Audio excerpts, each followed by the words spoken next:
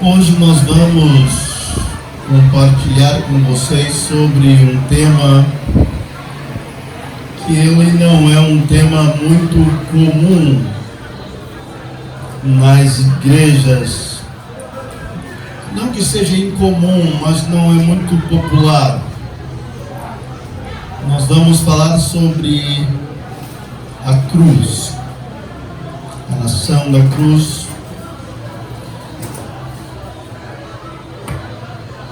E eu queria que você abrisse a sua Bíblia aí. Nós vamos ler em 2 lugares.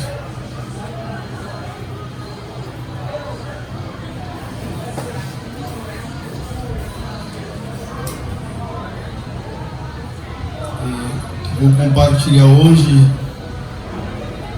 é baseado num livro que escrevi em 2016. Mas já esgotou e nós não fizemos uma outra edição. Gálatas capítulo 6, versículo 14. Gálatas capítulo 6, versículo 14. Mas longe esteja de mim gloriar-me, a não ser na cruz do nosso Senhor Jesus Cristo, pelo qual o mundo está crucificado para mim e eu para o mundo. Agora nós vamos numa epístola anterior, 1 Coríntios,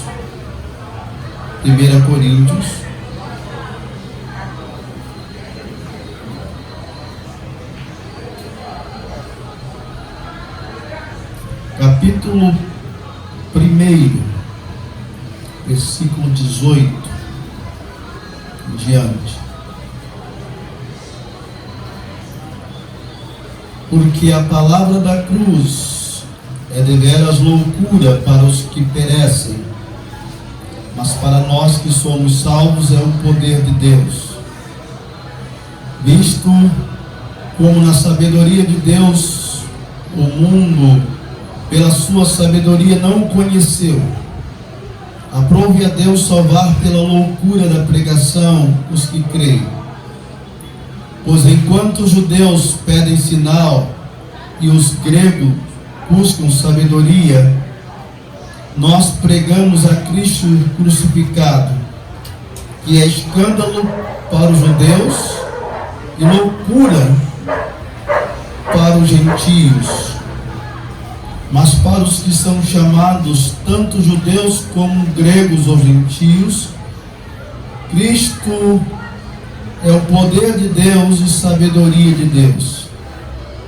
Porque a loucura de Deus é mais sábia que os homens, e a fraqueza de Deus é mais forte que os homens.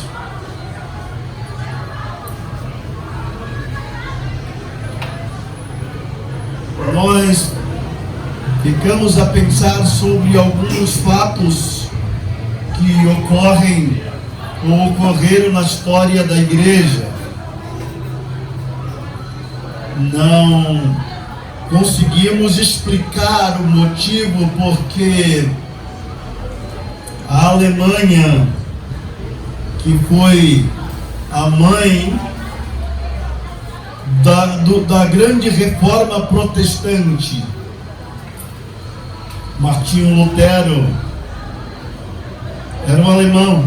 E o interessante é que também na própria Alemanha foi onde Deus liberou a sabedoria para construir a primeira gráfica e a primeira gráfica produziu a primeira Bíblia. A Alemanha, fonte de avivamento, e que no decorrer dos anos se transformou em uma Alemanha nazista, incrédula, indiferente ao Evangelho de Jesus Cristo. É complicado pensar também numa outra nação que foi uma das que mais enviou missionário e que dela partiu grandes avivalistas da história, Inglaterra. uma nação que foi constituída na base do protestantismo, e que nos espanta pensar que a Inglaterra hoje, como muitos países europeus, são completamente ateísta, materialista e completamente indiferente ao Evangelho. Por que não pensarmos também na nação que também enviou muitos, mas muitos missionários? Quando nós pensamos em avivamento e unção, poder e graça, pensamos na América, nos Estados Unidos da América, nação poderosa, e que eu tenho ido muitas vezes lá, e que hoje nos entristece pensar que muitas igrejas americanas estão literalmente vazias. Eles têm apenas um culto pela manhã, e na maioria das igrejas de domingo. Um país completamente capitalista. A pergunta é: por que isso acontece? Porque quando a igreja desfocaliza da cruz, da mensagem da cruz, ela vai se tornando religiosa e perde a sua essência, a sua verdade. Quando estamos pensando nesse fato de cruz, um pano de fundo histórico vai lhe ajudar. Na verdade, era comum, sempre foi comum punir os salteadores, punir os criminosos. E dependendo do nível da criminalidade, então a exposição era muito maior. Há um lugar em Israel, mas que também era usado em outras nações, que era um buraco enorme, como se fosse um lixão, e se colocava fogo todos os dias. Ali se jogava tudo que era podridão. Então, depois de torturar um criminoso, jogava ele naquele lugar chamado de Geena. E ele então terminava, se não caía morto ali, ele terminava sua morte em tamanho sofrimento. No decorrer da história também se tinha uma forma de expor os condenados através da forca. Muitos deles, principalmente quando eram reis que perdiam suas guerras e seu domínio de nação, eles pegavam eles e os enforcavam, e alguns eram enforcados na entrada do palácio. No decorrer da história, entre tantas formas de tormento, de tortura, criaram-se a ideia da crucificação. A cruz não era expressamente uma cruz, era uma estaca, ou um X de madeira, ou um T, onde esses indivíduos eram pegos. Pode tirar o som, onde esses indivíduos eram pegos e passavam por procedimentos muito terríveis. Eu vou mostrar para vocês aqui o que a cruz representava e como era complicado quando alguém era condenado à morte de cruz. Primeiro, porque a cruz era um lugar de vergonha. Diga comigo, lugar de vergonha.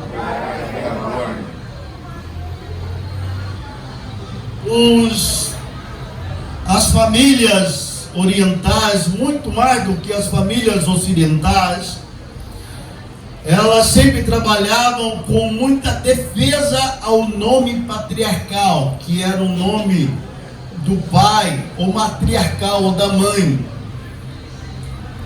sabe muito bem que as cidades que foram criadas no passado e até as nações partiram de um homem que formou uma família. Então aquele lugar era chamado pelo nome. Por exemplo, Israel era um nome de um grande patriarca chamado Jacó, e que Deus trocou o nome dele para Israel, nação que nós conhecemos até no dia de hoje. A preservação do nome da família era algo de grande importância para todas as famílias. Então, quando alguém cometia uma gravidade, isto era algo terrível e vergonhoso para a família, porque se tornava popular. Então, para que a família pudesse ficar livre desta vergonha pública de um dos seus familiares, então tinha que excomungá-lo, tinha que expulsá-lo, tinha que desfazer aquela pessoa do seu grupo familiar, tinha que desconhecer a familiarização daquela pessoa. Então, uma pessoa condenada, principalmente à cruz, piorou. Era um dos estágios mais vergonhosos. Segundo, a cruz era um lugar, a crucificação, a cruz, é um lugar de tortura. Para vocês terem uma ideia, o governo romano foi que absorveu, que utilizou-se mais do que qualquer outro governo, que qualquer outro império, esta forma de condenar grandes criminosos. Eles crucificavam cerca de 30 mil pessoas por ano. Mas antes que essa pessoa fosse levada à crucificação, ela passava por uma série de torturas. Ela era espancada pelos soldados, levava chute, levava soco no rosto, no peito, no corpo. Ela era extremamente espancada, xingada. Depois levava ela para um tronco e eles davam 39 chicotadas, às vezes davam mais, porque eles falavam que era 40 menos 1. O que se precisa entender é que essas chicotadas, esses chicotes, eles eram de couro e havia várias pontas. E em cada ponta era amarrado bolas de ferro, pedaços de ossos com pontas, de maneira que quando eles batiam no indivíduo, aquilo entrava dentro da pele, dos nervos, e arrancava e rasgava a pele e o nervo das pessoas.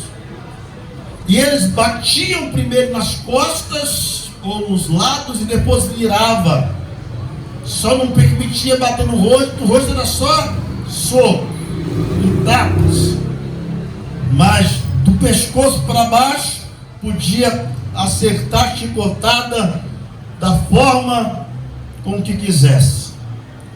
Então a cruz era um lugar de grande tormento. Antes de chegar à crucificação, o indivíduo sofria muito. A cruz também era um lugar de grande humilhação. Diga grande humilhação. Depois que esse indivíduo era rejeitado pela família, e a família até denunciava também, ajudava na humilhação, nesse aspecto, na rejeição, depois de ele ter passado por todo o plano de tortura, que eu dei um resumo aqui, muito simplório, este indivíduo, ele ficava nu ou seminu, então ele tinha que pegar a cruz e tinha que caminhar pela cidade, enquanto as pessoas xingavam, tracavam legumes podres, e todo mundo ia gritando, xingando aquele indivíduo, e ele passava por todo aquele processo público, carregando a cruz, seminu, até chegar no lugar que, falando de Israel, que não era só neste lugar que eles crucificavam, mas falando especialmente de Israel, tinha um lugar próprio chamado Caveira, ou Calvário, como nós traduzimos. E na verdade tem um lugar lá que ele representa, não se sabe com certeza, mas como a pedra, você já olha a pedra, ela tem a expressão de caveira, parece que foi lá. Mas independente de ter sido lá ou não, o lugar era chamado exatamente isso. E quando chegava lá, esta pessoa, ela era deitada em cima daquela cruz, e eles então pegavam, amarravam seus braços, pernas, e pegavam os pregos gigantes, então furavam as suas mãos e furavam os seus pés um em cima do outro, ou às vezes separados. Depois colocava a cruz em pé, enquanto os órgãos não conseguiam ter reações, as dores eram desesperadoras, e a pessoa ia morrendo aos poucos de tamanho desespero e de dor. Dependendo da localidade ou de programação que o império tivesse, no caso, por exemplo, quando se tinha festas bíblicas em Israel, então tinha que terminar mais cedo o trabalho da crucificação. Então eles também já sabiam, tinha uma marreta gigante, uma marretona grande, então já que eles ainda estavam no final da vida, mas não morriam, porque alguns demoravam mais, então eles metiam marreta no joelho, e ao arrebentar o joelho, então entrava no colapso, e a pessoa morria. Aí você está pensando, e agora nós vamos falar sobre a cruz de Cristo. Vamos falar sobre o quê? A cruz de Cristo. Abra sua Bíblia aí comigo. Mateus capítulo 27.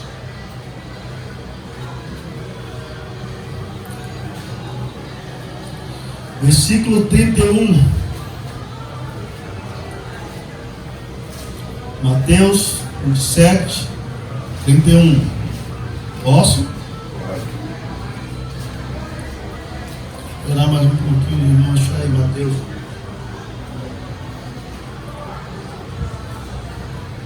Depois de o terem escarnecido, despiram-lhe o manto, puseram-lhe as suas vestes e levaram-no para ser crucificado.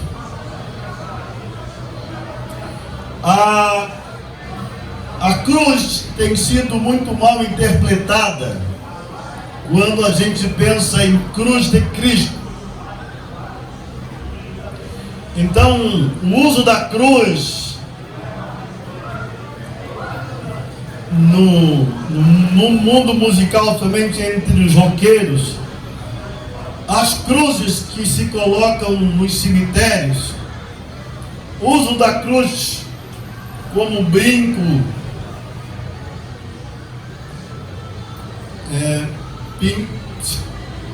pingentes de cordão, ou qualquer outra forma, não estamos familiarizados e não sabemos. E muitas igrejas também têm as suas cruzes A igreja católica usa muito a cruz. Algumas igrejas evangélicas também usavam cruz ou dentro da igreja. A questão não é a utilização da cruz. A questão aqui é saber o significado e a importância da cruz de Cristo. O que nós precisamos entender é que quando estamos falando da cruz de Cristo, não estamos falando de alguém que cometeu um erro sequer. A Bíblia disse que ele nunca pecou e não houve engano nenhum em sua boca. Então você agora se depara com um quadro para tentar entender por qual motivo a forma em que Jesus foi morto foi de uma maneira tão vergonhosa, tão humilhante. Seus familiares o deixaram. Ele sofreu isso e muito mais. Só que a tortura de Jesus, queridos, foi maior do que os outros. Vou mostrar para vocês por quê. Porque ele não só foi esbofeteado, antes dele passar pela tortura inicial, quando levaram ele, tiraram de Getsemane e levaram para a casa de Potifar, e naquela noite que ele sofreu o primeiro julgamento, lá na casa de Potifar em Israel, se você for, você vai ter o privilégio de conhecer, tem um buraco igual um poço, um buraco. Claro que hoje não tem mais lama nesse poço, antigamente tinha sujeira, e eles amarravam uma corda no indivíduo e ele ficava ali pendurado a noite inteira. Jesus passou a noite inteira pendurado nesse buraco na casa de Caifás. No outro dia, quando ele passou pelas torturas dos soldados romanos, eles estavam com uma ira maior contra ele. Ele já tinha sido espancado antes, foi espancado pelos soldados romanos, levou soco, pontapé, mas para que não bastasse, fizeram uma coroa de espinho. Eu estava lendo sobre isso, e esse tipo de espinho, ele é desse tamanho assim, ó, venenoso. Pastor Tássio uma vez caiu do telhado em cima de uns espinheiros, foi levado para o hospital entre a vida e a morte, para tentar tirar os espinhozinhos dele. Eu fico pensando como foi com Jesus. Colocaram aquela coroa de espinho, enfiaram nele, para que os espinhos penetrassem na cabeça deles. A Bíblia diz que eles pegaram um pedaço de pau e sentaram na cabeça dele. Ele apanhou tanto, queridos, que ele ficou desconfigurado. Aquele filme de Mel Gibson não chega perto da realidade do que Jesus sofreu. E ele estava tão esgotado de tanto apanhar, que os outros dois conseguiram levar suas cruzes. Ele não aguentou levar a cruz. Os soldados tiveram que pedir um homem lá, para que pegasse e ajudasse ele a levar a cruz, porque ele não aguentou levar a cruz de tanto ter apanhado. Então, quando Jesus, junto com os outros, chegam num Gólgota, eles fazem exatamente isso. Eles pregam seus pés, pregam as suas mãos, rasgam a sua roupa, o seu manto que era nobre, eles lançam sorte. Ficou no meio de dois salteadores. Ele não tinha pecado, ele não tinha erro. Sofreu um espancamento e uma humilhação maior do que todos eles. Você está aí? O que admira-nos é que entre os seus brados que ele deu na cruz, O primeiro brado deles foi chamado brado do perdão. Ele estava completamente machucado,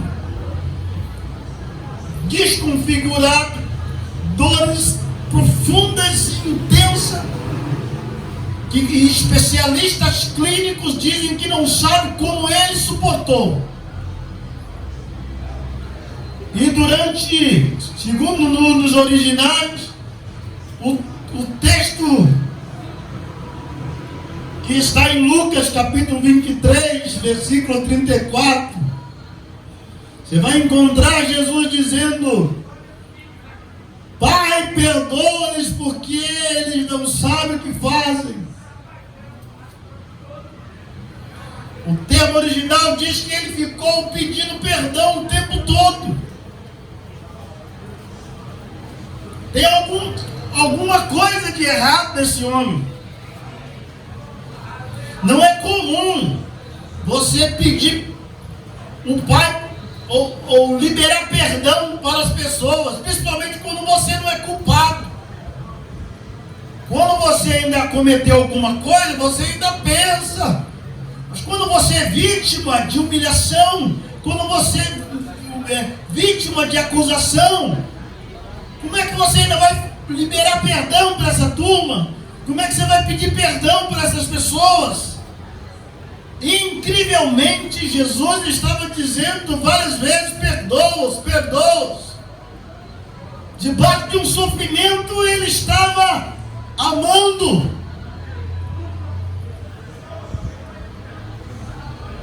Essa história de perdão é muito interessante. A Bíblia fala sobre e os dois malfeitores estavam difamando ele, ridicularizando ele. De repente,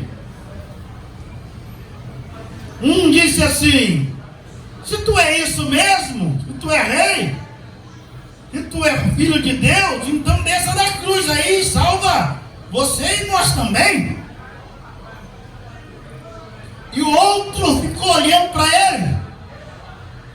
Sobre a cabeça dele estava uma placa escrita Rei dos Judeus, em aramaico, hebraico, grego. E o indivíduo é todo ruim também olhando.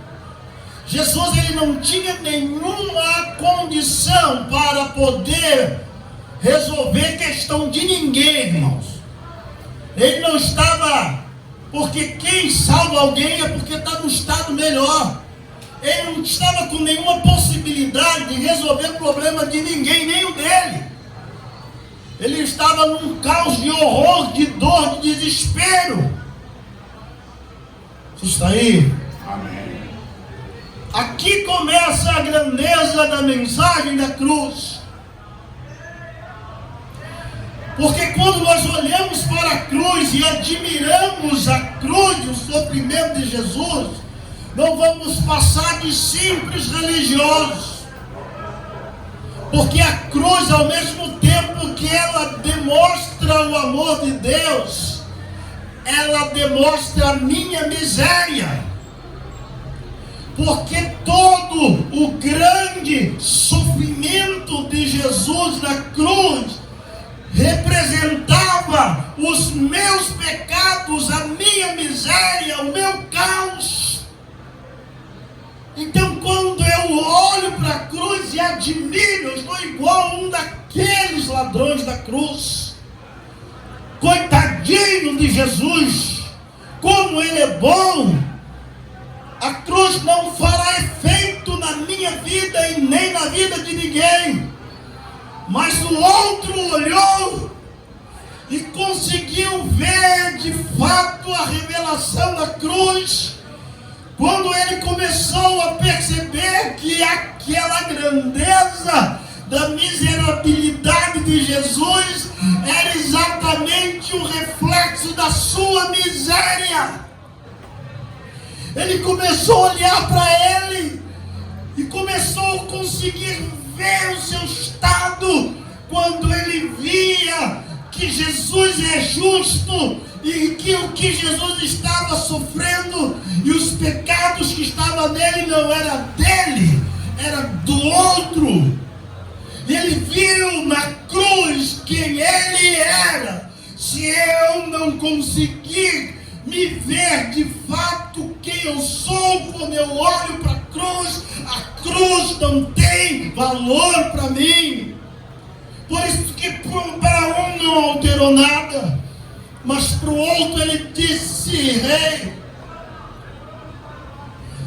quando tu chegar lá, Senhor, no seu reino, lembra-te de mim quando chegar lá, porque Senhor, eu não estava vendo isso, mas na medida que eu estou te olhando, eu estou vendo a minha miséria, na medida que eu estou te olhando, eu estou vendo o meu caos, na medida que eu estou te olhando, eu estou vendo a minha desgraça, mas ao mesmo tempo que eu consigo ver a minha desgraça, quando eu vejo o teu sofrimento, eu vejo que o teu sofrimento representa o meu escape.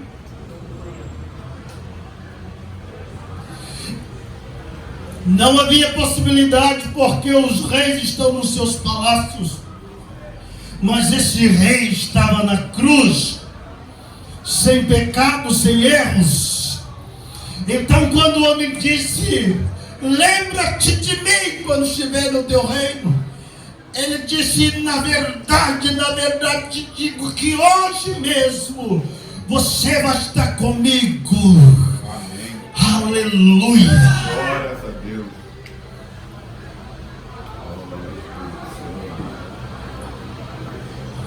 Como é que você tem olhado?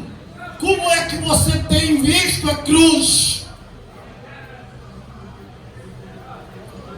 Não existe perdão para ninguém até que ela consiga ter o reflexo exato da cruz. Não tem perdão, porque não existe perdão para quem não está na condenação.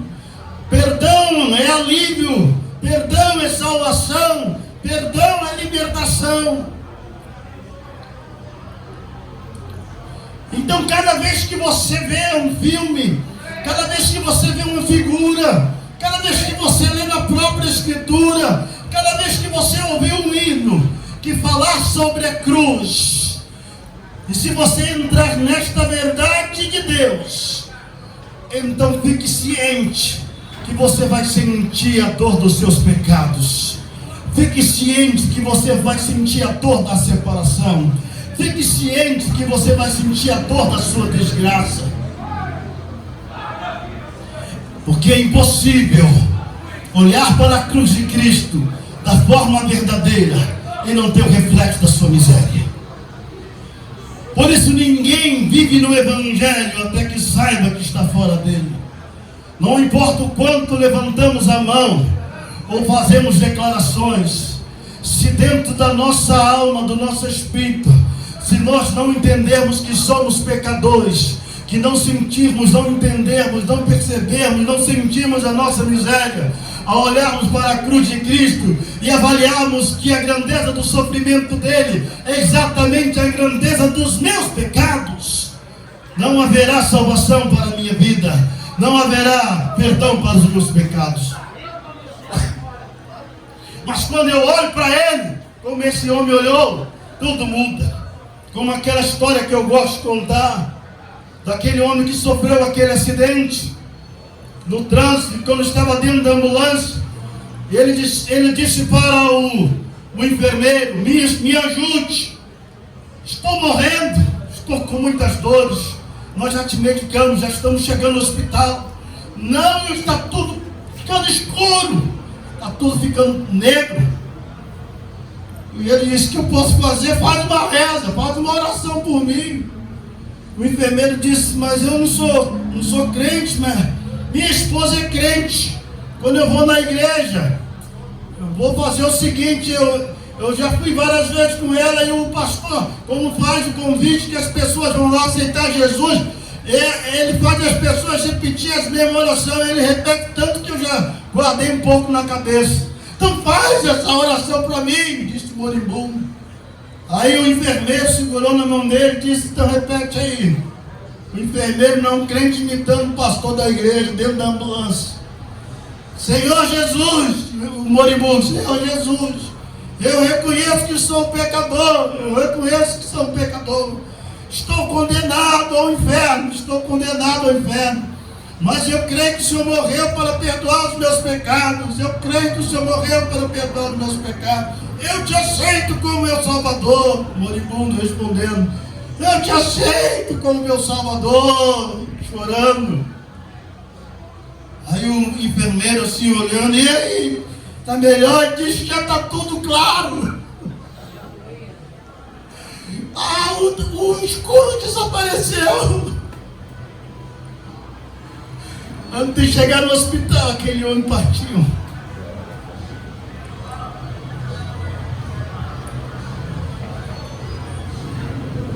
Salvação de Jesus Cristo, a melhor e maior dádiva de Deus para o ser humano. Por isso que Jesus pregava e dizia: arrependei-vos, porque é chegado o reino dos céus. Reconheça o seu estado. Jesus não veio para condenar o homem, Jesus veio para salvar o homem, para perdoar o homem. Mas Ele não pode perdoar você até que você entenda que você precisa ser perdoado. Mas quando você entende isso, Ele perdoa os seus pecados, porque os seus pecados foram postos nele há 2000 anos atrás, lá na cruz do Calvário. Aleluia. Ao mesmo tempo que o sofrimento dele reflete a sua miséria, ao mesmo tempo o sofrimento dele representa a tomada da sua miséria e o perdão para seus pecados. E a Bíblia diz que o sangue de Jesus Cristo nos purifica de todo pecado. A mensagem da cruz é loucura para os que perecem, mas para nós que somos salvos, ela é o poder de Deus. O poder de Deus. Como canta o cantor cristão: foi na cruz onde um dia eu vi meus pecados castigados em Jesus. Foi ali pela fé que meus olhos abri, e agora me alegro em sua luz. Eu ouvia falar desta graça sem par, que do céu trouxe o nosso Jesus. Mas eu surdo me fiz, converter-me não quis ao Senhor que por mim morreu na cruz. Cante comigo. Foi na cruz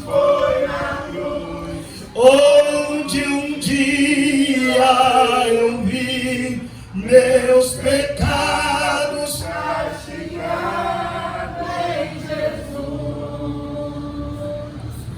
Foi ali pela fé que meus olhos abri, e agora me alegro em sua luz.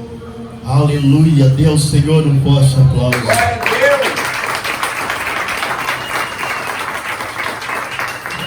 Glória a Deus, glória a Jesus. Servir ao Senhor, irmãos, é a coisa mais linda que existe. Por isso eu amo a mensagem da cruz. Agora vamos falar sobre o último assunto desta noite. Tudo bem? Você já aprendeu sobre a cruz, história, importância. Aprendeu um pouco sobre a cruz de Cristo e o seu sofrimento. Ele morreu, e você sabe que Ele levou sobre si todas as nossos pecados e todas as nossas iniquidades. Diga, eu posso estar livre. Não, é melhor usar o termo mais bonito. Você que já aceitou Jesus, diga, eu estou livre. Diga, estou livre. Oh, aleluia, diga, estou livre. Diga, não tem mais condenação para mim. Diga, toda a condenação está na cruz. Aleluia. Glória a Deus. E Ele perdoa você do passado, do presente e do futuro. Nenhuma condenação há para os que estão em Cristo Jesus, que não andam segundo a carne, mas segundo o Espírito. Agora eu quero falar com vocês sobre a nossa cruz. Diga, a minha cruz. A minha cruz. Abra sua Bíblia no livro de Lucas, capítulo 14, versículo 26.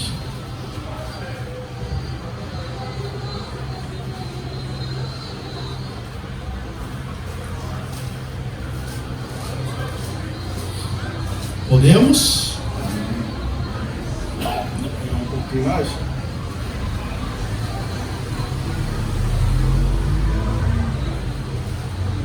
Lucas 14, 26 e 27. Se alguém vier a mim e não aborrecer a pai, a mãe, a mulher, e filhos, irmãos e irmãs, e ainda também a própria vida, não pode ser meu discípulo.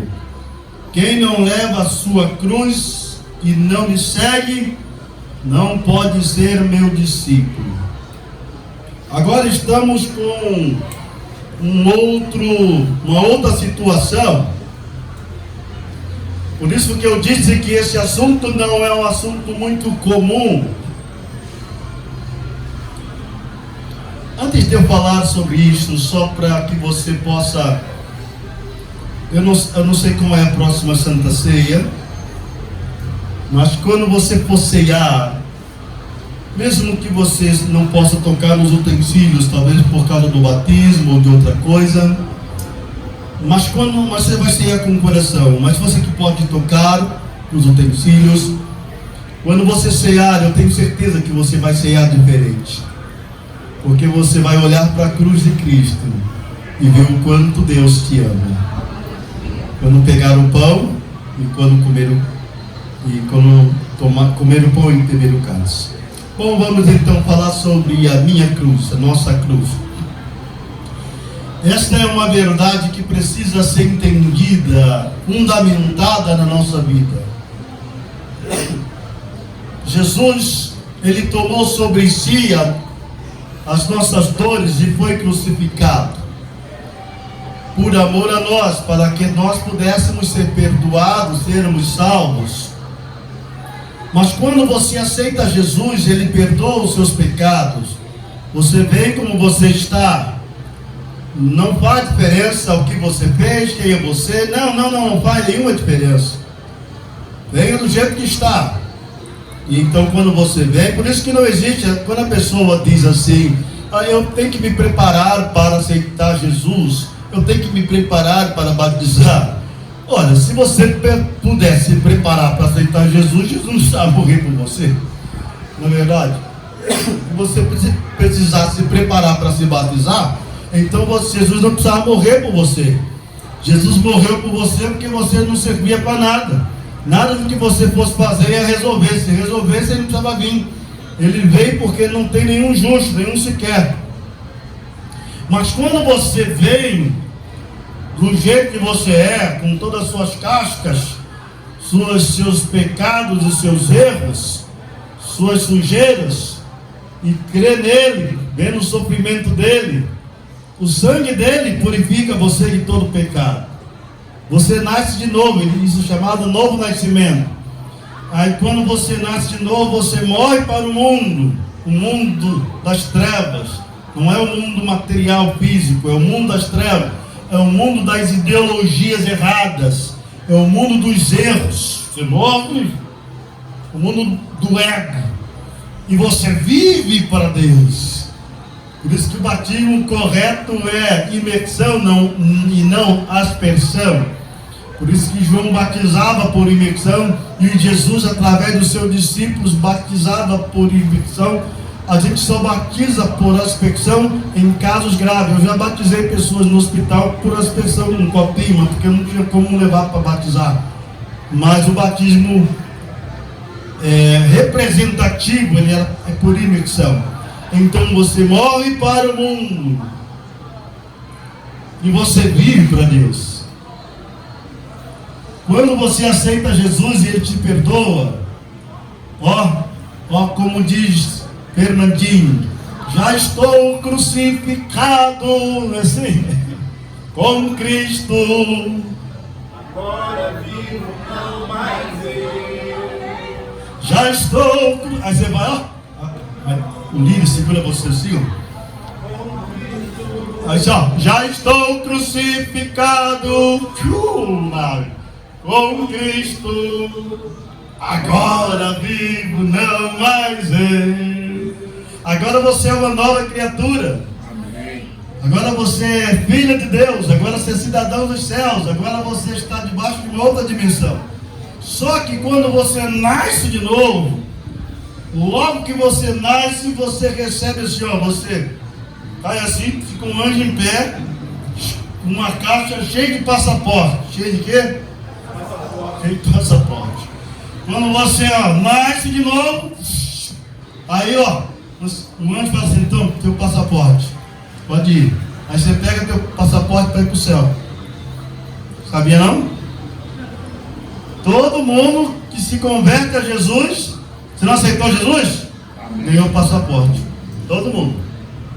Até você que está se preparando para o batismo, você já recebeu o passaporte. Porque o batismo, você não batiza para ser salvo, você se batiza por ser salvo. Então, se você veio aqui na frente de coração e se entregou para Jesus, você foi salvo. Está salvo. Já ganhou o passaporte. Aí lá no batismo, você vai cumprir o que o Senhor diz que é um mandamento. Você vai fazer uma declaração pública do que você viveu no dia que você se entregou para Ele. Falar nisso, eu fiquei tão feliz porque eu fui chamado para orar por uma família, porque uma criança estava possessa. Muitos anos que eu não oro por criança possessa, mas era lá na faixa de Gaza. Tinha um pastor para me levar no carro dele, que o carro dele era mais simples. Faixa de Gaza. Mas eu fiquei tão feliz porque ganhamos a família para Jesus. Amém. E eu recebi a notícia agora que estão todos na igreja. Amém. Né? Tá. Aí você aceitou Jesus, ganhou o quê? Ganhou o quê? Que passaporte é esse? Aquele que quiser vir após mim, renuncie a si mesmo, tome para si a sua cruz é o seu passaporte. Fale para alguém que está ao seu lado. A sua cruz é o seu passaporte. O que a sua cruz representa? Representa a sua renúncia. Porque dali para frente o diabo vai começar a te perturbar. Chama-se tentação. Para que você não fique firme com Jesus. Então você agora tem que renunciar ao pecado, tem que renunciar à mentira, renunciar à idolatria, renunciar ao engano. Às vezes você vai ter que se afastar de algumas pessoas amigas que elas não querem entender, que querem continuar te induzindo ao mal. Você vai ter que renunciar a várias coisas, alguns coleguinhas, algum coleguinho.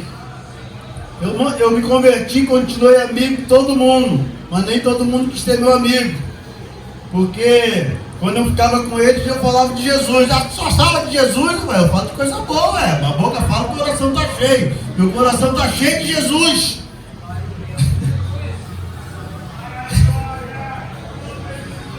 Você está aí? Agora, a cruz, ela representa a dor da sua renúncia. Diga, a cruz representa a dor da minha renúncia. É difícil, não é? Não, vamos parar com essa história desse evangelho da graça, que é uma desgraça. Esse evangelho da porta larga que diz que vem para Jesus e vem como está e fica como está e vai viver a vida. Está enganando vocês. Jesus não disse isso. Jesus disse que porta larga é quem vai para o inferno. Quem vai para o céu, a porta, o caminho é curto, é estreito, né? E a porta, como é que é? É baixo, como é que fala? É estreito, como é que eu esqueci o versículo? Ah, é apertado, o negócio é apertado. Jesus disse que é apertado. É apertado por quê? Porque você vai ter que deixar algumas coisas, né? Antigamente você assistia filme de terror. Hoje você não vai assistir mais porque é crente, irmão. Filme de terror é filme feito por endemoniados, satanistas. Esses dias fui assistir um filme, agora está uma moda da série, né? Eu gosto muito de filme de época. Aí começou um filme muito legal, aí daqui a pouco entrou naquele outro capítulo, daqui a pouco o camarada começou a beijar a boca do outro. Aí, cara, não quero mais ser essa droga, não, acabou. Não serve pra mim. Aí é normal. É normal o homem beijar a boca do outro. É normal a moça agarrar a outra. Não é normal não, mas é pecado. A Bíblia chama de sodomismo. É pecado. Então se eu fico lá gostando disso, fica gostando disso. Eu já vou dar a dica para vocês. Carregou a sua cruz, irmãos. Ó, quando eu aceitei Jesus, irmãos, antes de eu aceitar, eu vou falar para vocês, eu e meus irmãos era encapetado e endemoniado. Namorei quase todas as minhas primas e algumas tias. Eu era um pervertido. Fui para a igreja com 13 anos para pegar as irmãzinhas da igreja, mas não rolou. As irmãs eram crentes demais. Aqueles irmãos não querem me dar bola, vou voltar para o mundo que é mais fácil.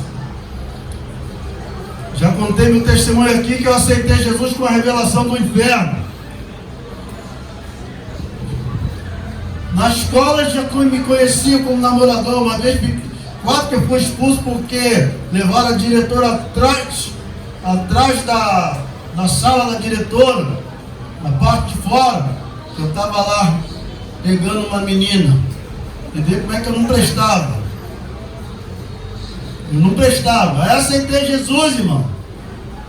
Na minha sala tinha, todo colégio não tem aquela menina que todo mundo acha mais linda de todos. Aquela loura, todo mundo queria aquela menina. Aceitei Jesus, irmão, na semana. Na outra semana, quando eu entrei na sala de aula, inocentemente, a menina saiu de lá, com os braços abertos, sala cheia, na minha direção, pulou em cima e deu um beijo em mim, irmão. Ela nunca me quis, porque eu era mago, ela nunca me quis, irmãos. E quando ela bateu assim, pá! Empurrei logo. Quando eu empurrei, ela me chamou daquilo que você já sabe. Aí eu já fui ridicularizado como gaysão. Não gosto de menina. Como é que você pode, meus colegas diziam? Como é que você pode rejeitar essa menina? Todo mundo quer. Não, agora sou crente. É, irmão, agora eu sou crente. Não vou contar as outras coisas doidas que o diabo aprontou para mim. Mas agora eu fazia o quê, irmão? Agora eu estava tomando a minha cruz. Você está entendendo agora? Cada um tem sua cruz. E a cruz, ela representa a renúncia. Já acertou? A cruz representa a renúncia. Dói, irmãos. Diga comigo. Carregar a cruz dói. Carregar a cruz dói. Aí o irmão, com uma cruz pesada, falou assim: ó, eu não vou mais. Essa cruz está muito pesada. Está pesada demais. Carregando a cruz dele. Estrada longa. Tinha um destino final que era para ir para uma grande e linda cidade.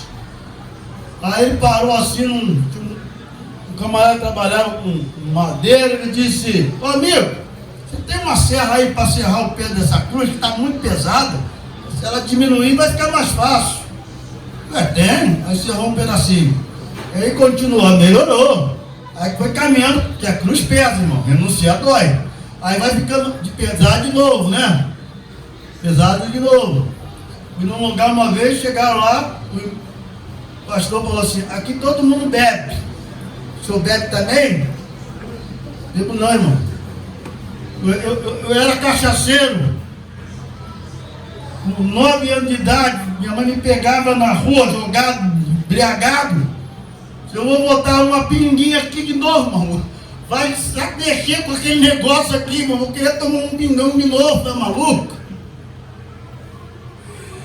A maioria das destruições matrimoniais no Brasil e outros países foi por causa do vício do álcool, irmão. Como é que eu vou dizer que não tem problema nenhum? Bebê, você está aí? Aí o homem carregando a cruz, passou perto de outro lugar, de um coroa, só tem um serrote aí. Aqui, essa cruz está pesada. Vai dar um outro cortezinho. Ele fez isso umas 5 vezes, aí ficou levinha, irmão. A cruz ficou o quê? Oh, beleza. Não precisava renunciar mais nada. Aí quando chegou perto do lugar para ir para a grande cidade, tinha um abismo, um rio. Aí todo mundo que chegava lá com a sua cruz, levantava a cruz assim, a cruz, pá, caia do outro lado, aí saia andando na cruz, chegava lá, puxava a cruz e levava. Aí ele levantou dele assim, não vai dar não.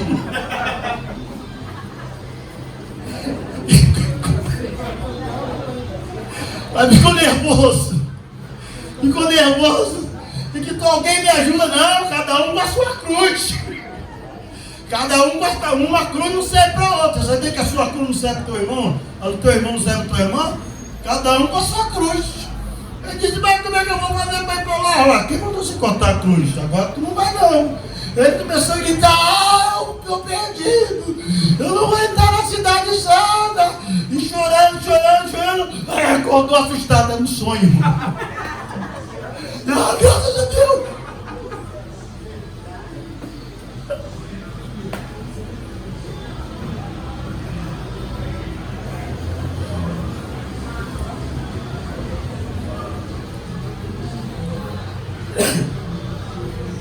Quando eu aceitei Jesus, minha mãe disse, você pode ser crente para lá, que a minha era feiticeira. Mas se falar negócio de crente aqui, eu te dou uma surra.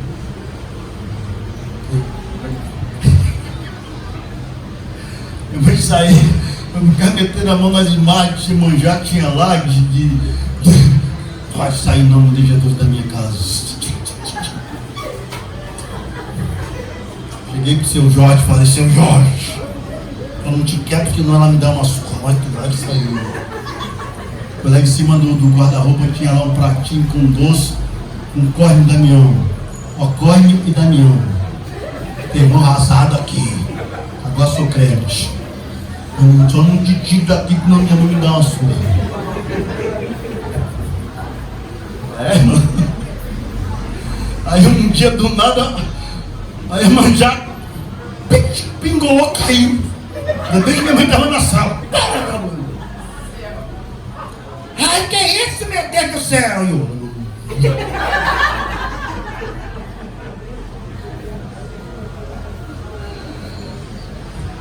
Porque quando você decide carregar sua cruz, renunciar tudo por amor a Jesus, Deus não vai só mudar a sua história não, Ele muda a história da sua casa, muda a história da sua família. Agora o mais lindo, sabe o que é? Você está aí? Vou dizer para você o que é mais lindo.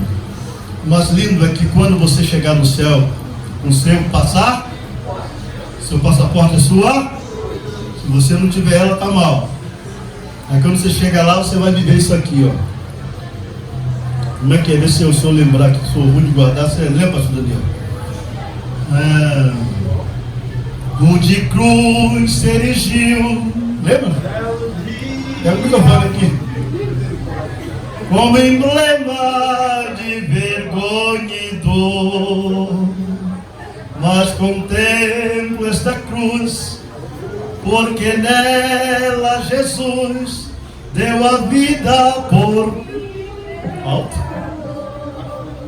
Sim, eu amo. Devagar, puxei alto demais. Mas está procurando, eu vou cantar com o nome. Morrer, eu vou proclamar. Tá só de sair, né? Levarei Tá.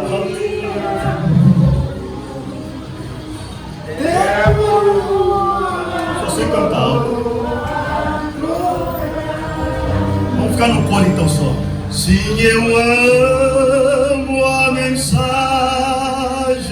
da cruz.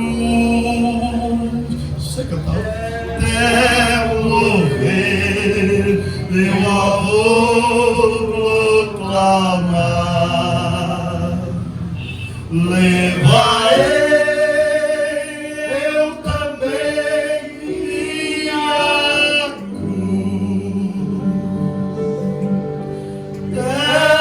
Por uma coroa trocar. Vamos cantar? Só o coro, tá? Porque eu não lembro a estrofe. Sim, eu amo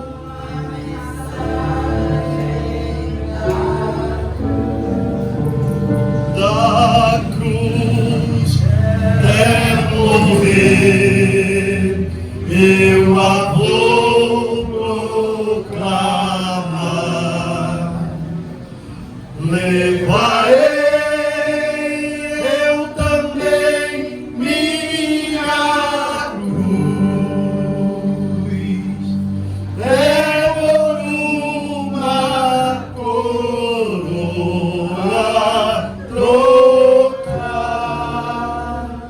Então, naquele grande dia, seja hoje, se Jesus te levasse hoje, ou no dia do arrebatamento, você vai chegando diante dele, com seu passaporte na mão, e o exame de pé diz: passa para cá o passaporte. Ele troca o seu passaporte por uma coroa, chamada coroa da vida. Você vai trocar naquele grande dia sua cruz pela coroa da vida. Eu estava no Ceará, depois nós passamos por ficamos hospedados na capital. Qual a capital do Ceará?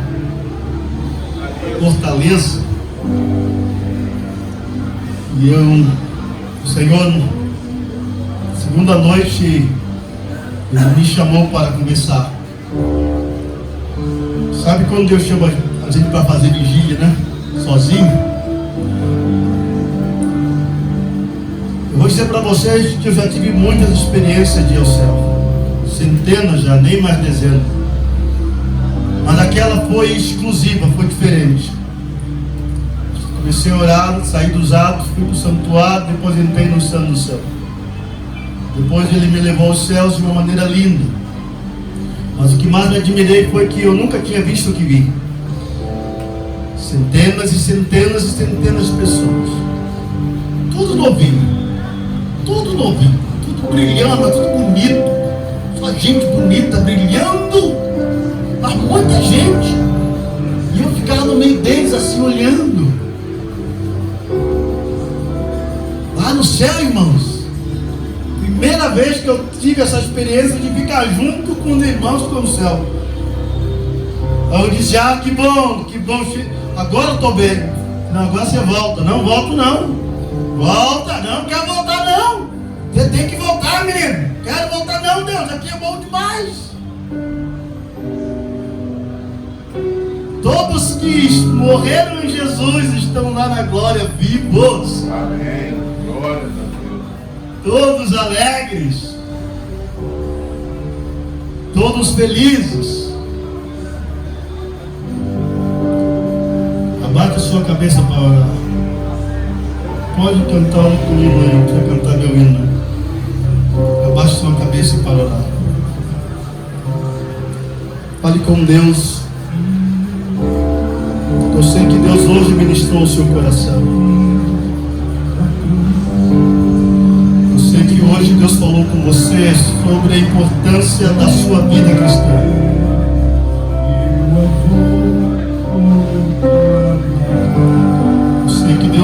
ministrou a você hoje sobre a importância da cruz de Cristo. Você nunca mais vai pensar na cruz de Cristo da mesma forma.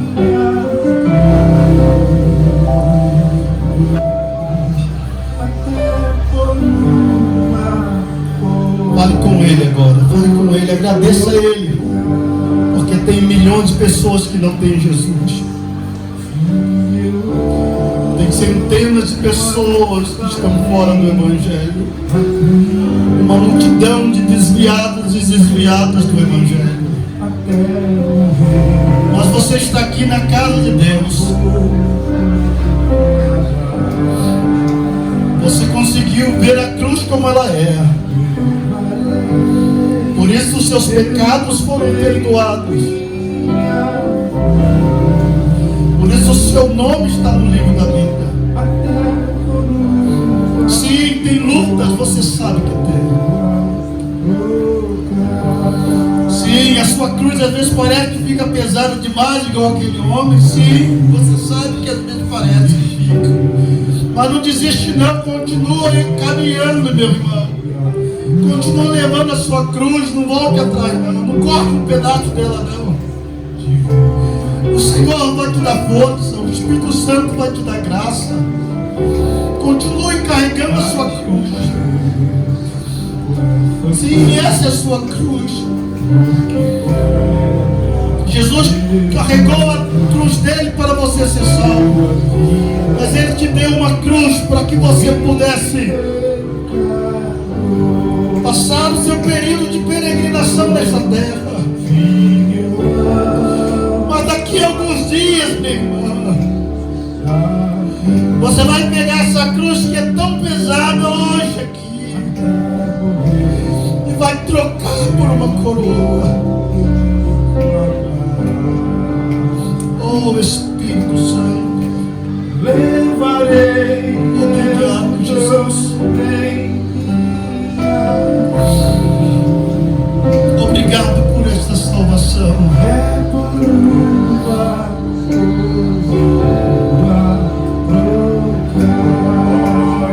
Meu outro aspecto, eu amo o Lord de Enquanto o Espírito Santo me abraça aqui e me vai chorar, eu quero muito que ele te abrace aí, te faça chorar na presença dele. Deixa o Espírito Santo te encher, meu irmão. Porque depois do perdão você tem a vida de Deus dentro de você, que é o Espírito Santo. Deixa o Espírito Santo te abraçar, minha irmã e meu irmão. Nós somos salvos. A graça nos ajuda a vencer as lutas, as tentações. A graça nos ajuda a continuar vivendo o Evangelho.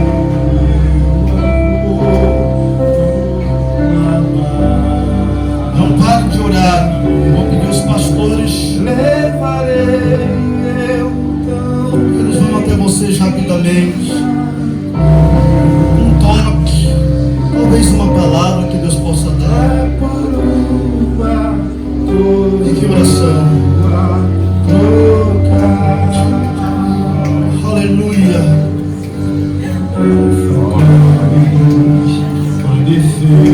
Amor, ouça os céus.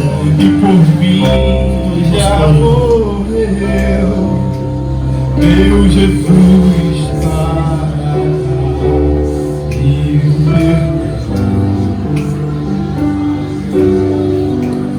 Eu me alegro na cruz, ela vem graça e luz.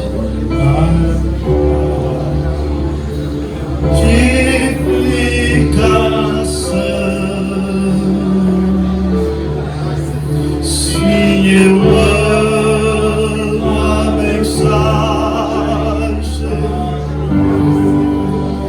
Quando eu lá decido morrer, eu a vou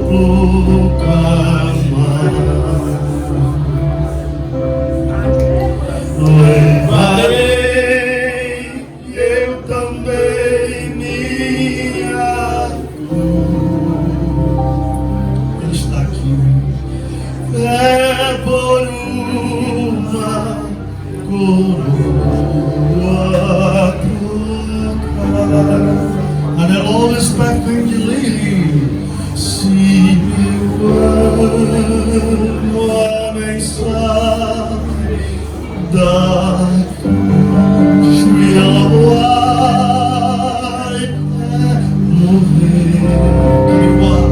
Eu a vou proclamar, necessito lo que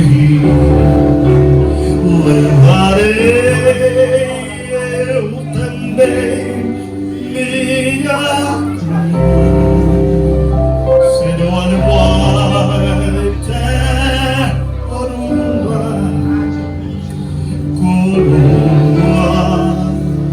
proclamar. Digo vocês privilégios,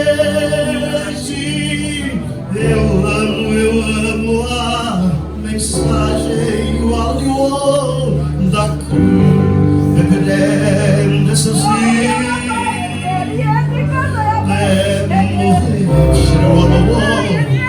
avuro e me peguei por lá cima e vivo nessa guerra nada te la videia na solevo na peace na que onde vai de sai me li favor quando li ne disena Dios ne di la sei non vossa la bua come un bue sebi no alam debi una se levo de voi